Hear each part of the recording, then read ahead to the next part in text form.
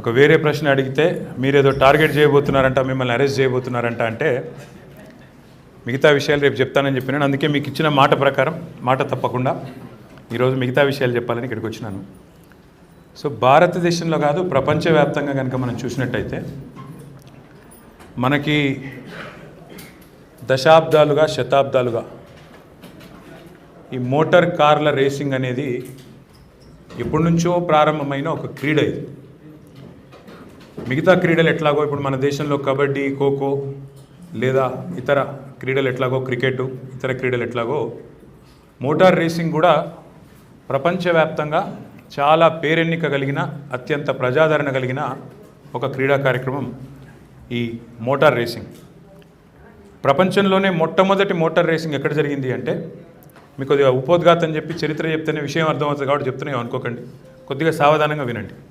ఈరోజు లైవ్లు కట్ చేయాల్సిన అవసరం కూడా లేదు. 1894లో మొట్టమొదటి motor car race Paris, France దేశంలో ప్యారిస్, రువాన్ అనే మరొక సిటీ 80 కిలోమీటర్ల డిస్టెన్స్లో మొట్టమొదటి కార్ రేస్ జరిగింది. ఇది 1894. తదనంతరం ఫార్ములా 1, F1 అంటారు. ఫార్ములా 1 అనేది అది కూడా మోటార్ స్పోర్ట్సింగ్లో, మోటార్ కార్ రేసింగ్లో ప్రజాదరణ పెరుగుతున్న కొద్దీ ఇప్పుడు ఎట్లయితే మన దగ్గర IPL వచ్చిందో, ఇండియన్ ప్రీమియర్ లీగ్ అని, ఎట్లయితే ISL అని, ఇండియన్ సాకర్ లీగ్ వచ్చిందో, అట్లాగే ఈ ఫార్ములా 1 అనేది కూడా F1 అని ఒకటి స్టార్ట్ అయింది.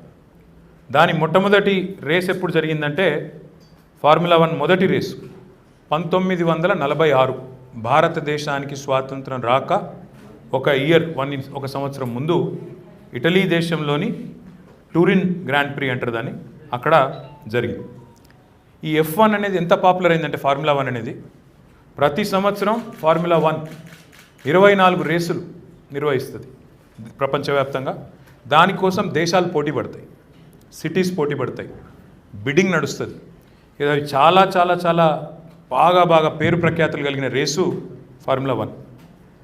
భారతదేశానికి ఫార్ములా 1 రేస్ రావాలి, ఫార్ములా రేసింగ్ రావాలి అనే కళ ఈనాటిది కాదు. ఈనాడున్న తెలంగాణ ముఖ్యమంత్రి రేవంత్ రెడ్డి గారి గురువు చంద్రబాబు నాయుడు గారు, ఆయన 28 సెప్టెంబర్ 2003 ఆయన ముఖ్యమంత్రిగా ఉమ్మడి ఆంధ్రప్రదేశ్కు ఉన్నప్పుడు అప్పటి F1 చైర్మన్ బర్నీ ఎకిల్స్టోన్, ఈయన పేరు బర్నీ ఎకిల్స్టోన్, ఆనాడి F1 CEO, చైర్మన్ కాదు, CEO, ఆయనను కలిసి మా దేశానికి, అందులో మా హైదరాబాద్కి F1 కావాలి, మా రంగారెడ్డి జిల్లాలో పెట్టాలనే ప్రయత్నము ఆనాడు 2003లోనే, ఇది ఆనాటి కళ, అంటే 2 దశాబ్దాల కళ. వాళ్ళ గురువుగారు కన్నా కళను మరి శిష్యుడు నెరవేర్చలేదు, కానీ మేము నెరవేర్చినాం. చంద్రబాబు నాయుడు గారు 2001లో 2002లో కలగంటే దానికి తగ్గ విధంగా చంద్రబాబు అక్కడితో ఆగలేదు. అప్పుడు సీనన్న టూరిజం మినిస్టర్ టీడీపీ గవర్నమెంట్లో. మొత్తం అప్పుడు F1 ఇక్కడ రేస్ కండక్ట్ చేయడానికి మొదలు 1500 ఎకరాల భూమి సేకరించాలనుకున్నారు హైదరాబాద్లో, గోపన్పల్లి ప్రాంతంలో. తర్వాత 1500 నుంచి 580 ఎకరాలకు కుదించినారు. మొత్తంగా 400 ఎకరాలకు నోటిఫికేషన్ ఇచ్చారు. ఏది, భూసేకరణ చేసి ఒక డెడికేటెడ్ ట్రాక్ నిర్మాణం చేయాలని చెప్పి చంద్రబాబు నాయుడు గారి గవర్నమెంటు ఉమ్మడి ఆంధ్రప్రదేశ్లో ఉన్నప్పుడు 2003వ సంవత్సరంలో ఇచ్చినారు. ఇప్పటి ముఖ్యమంత్రి రేవంత్ రెడ్డి భూమి కూడా ఆ 400 ఎకరాల ల్యాండ్ ఎక్విజిషన్లో ఉన్నది. గోపనపల్లిలో సర్వే నంబర్ 127, ఆయన మొన్న అఫిడవిట్, ఇది Revanth Reddy affidavit, survey number 127లో 31 ఎకరాల భూమి ఉందని చెప్పి గోపన్పల్లిలో రేవంత్ రెడ్డి గారు డిక్లేర్ చేసినారు. దాని ప్రకారం ఈ భూమికి కూడా ఆనాడు ఫార్ములా 1 రేస్ కండక్ట్ చేయడానికి అప్పుడే మరి ల్యాండ్ అక్విజిషన్ నోటీస్ కూడా ఇవ్వడం జరిగింది. ఇప్పుడు ఆ కేసు కూడా కోర్టులో ఉంది. ఇంకా రైతులు ఇవ్వమని కోర్టుకు పోయినరు, అసలు అవసరం ఏముందని కోర్టుకు పోయినరు. ఆ కేసు ఇంకా 21 ఏళ్ళేం అయింది, ఇంకా నడుస్తూనే ఉన్నది, ఇంకా అయిపోలేదు. ఆ కేసు కూడా అట్లే ఉంది. అట్లాగే ఈ ఫార్ములా రేసు భారతదేశంలో జరగాలని చంద్రబాబు నాయుడు గారు మొదలు ఒక చొరవ తీసుకొని ఇటలీ దాకా పోయి అక్కడ బర్నీ ఎకిల్స్టోన్ గారిని కలిసి మీరు ఇక్కడ రావాలని అడిగినారు. కానీ తర్వాత దురదృష్టవశాత్తు 2004లో చంద్రబాబు నాయుడు గారు ఓడిపోవడం జరిగింది. తర్వాత కాంగ్రెస్ ప్రభుత్వం వచ్చింది, వాళ్ళు ఈ కార్యక్రమాన్ని పట్టించుకోలేదు, పక్కన పెట్టారు. యూపీ ఉత్తరప్రదేశ్ ప్రభుత్వం ఆనాడు కొంత ప్రయత్నం చేసి మరి యూపీఏ ప్రభుత్వం ఉన్నప్పుడు కేంద్రంలో కాంగ్రెస్ ప్రభుత్వం ఉంది, యూపీలో నాకు తెలిసి గుర్తున్నంత వరకు మాయావతి గారి ప్రభుత్వం ఉంది అప్పుడు 2011 ఆ ప్రాంతంలో. జేపీ గ్రూప్ అని ఒక గ్రూప్ ఉంది, జయప్రకాష్ గ్రూప్. ఆ గ్రూప్ను ప్రమోటర్గా తీసుకొచ్చి ప్రైవేట్ పార్టీగా తీసుకొచ్చి జేపీ గ్రూప్ వాళ్ళతో యూపీ గవర్నమెంట్ ప్రమోట్ చేసి మొత్తానికి ఆ F1ని ఇండియాకి తీసుకొచ్చిండ్రు. హైదరాబాద్కి రావాల్సిన F1 ఉత్తరప్రదేశ్కి పోయింది, నాయిడాకు పోయింది. 2011లో 12లో 13లో 3 సంవత్సరాలు వరుసగా ఫార్ములా 1 రేసు ఉత్తరప్రదేశ్లోని నాయిడాలో ఈ జేపీ గ్రూప్ ఆధ్వర్యంలో నిర్మించిన F1 ట్రాక్ మీద జరిగింది. మన దేశంలో ఇదేమి కొత్త కాదు. మన దేశంలో రాజీవ్ గాంధీ గారు ప్రధానమంత్రిగా ఉన్నప్పుడు మీ అందరికీ యాదికుండాలా ఏషియన్ గేమ్స్ వచ్చింది. నాకు గుర్తున్నంత వరకు నేను అప్పుడు చిన్నపిల్లగాన్ని 84లో, నాకు బహుశా 8-9 ఏళ్ళు. మొట్టమొదటిసారి కలర్ టీవీలో అప్పుడే చూసినాం మనం.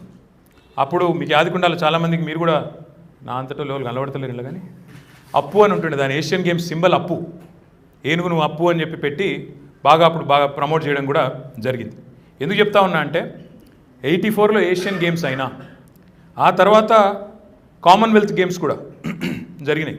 సరే, కామన్వెల్త్ గేమ్స్ అనగానే కాంగ్రెస్ చేసిన కామన్వెల్త్ కుంభకోణం గుర్తొస్తుంది మీకు, కానీ కామన్వెల్త్ గేమ్స్ కూడా మన దేశంలో ఢిల్లీలో జరిగినాయి. 84లో ఏషియన్ గేమ్స్ కూడా ఢిల్లీలో జరిగినాయి. ఒక కామన్వెల్త్ గేమ్స్ కండక్ట్ చేయడానికి ఢిల్లీలో ప్రభుత్వం పెట్టిన ఖర్చు ఎంతో తెలుసా మీకు? 66,550 కోట్లు, సారీ మన్నించాలి, 70,608 కోట్లు. 70,000, మళ్ళొకసారి రిపీట్ చేస్తాను. ఢిల్లీ బ్యూటిఫికేషన్ కోసం, ఢిల్లీలో ఇన్ఫ్రాస్ట్రక్చర్ నిర్మాణం కోసం, కామన్వెల్త్ గేమ్స్ కోసం ప్రపంచం ముందు మన పరువు పోకూడదు కాబట్టి, ప్రపంచ దేశాలు చూస్తాయి కాబట్టి ఢిల్లీలో ఇన్ఫ్రాస్ట్రక్చర్ కోసం మనం చాలా కష్టపడి కింద మీద పడి మొత్తానికైతే చేసినాము. మొత్తానికి 70,608 కోట్లు. ఇక్కడ ఇంకొక ఆశ్చర్యకరమైన విషయం చెప్తాను. ఇది Congress government by the way. ఇది ఒరిజినల్ ఎస్టిమేట్ కంటే 114 రెట్లు ఎక్కువ. ఈ ఒరిజినల్ ఎస్టిమేట్ ఎంతో ఇక మీరు లెక్కలేరు, నాకు తెలియదు. 70,608 కోట్లు ఖర్చు అయింది. అలానే కుంభకోణం అయింది, సురేష్ కల్మాడి జైలుకు పోయింది, మీకు యాదికుండాలి. 70,608 కోట్లు.